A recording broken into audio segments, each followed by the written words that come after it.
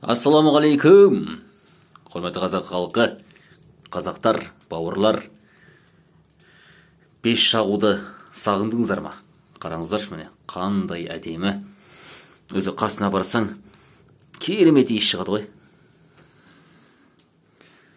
Осы сәтті бір түсіріп алып, бұндай бір естелік менің каналымда болсын деп осылай түсіріп отырмын. Кім біледі, енді осындай тағы жер үйде тұрамыз ба, тұрмаймыз ба? Бір алла біледі. Сондықтан бұл да бізге бір естелік болып кетеді. Ертең тағы да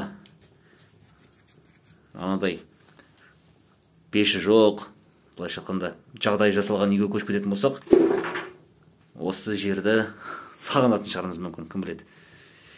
Иә достар, қалдарыңыз қалай? Жалпы не жаңалық болып жатыр? Бізде осы міне пеш жағу.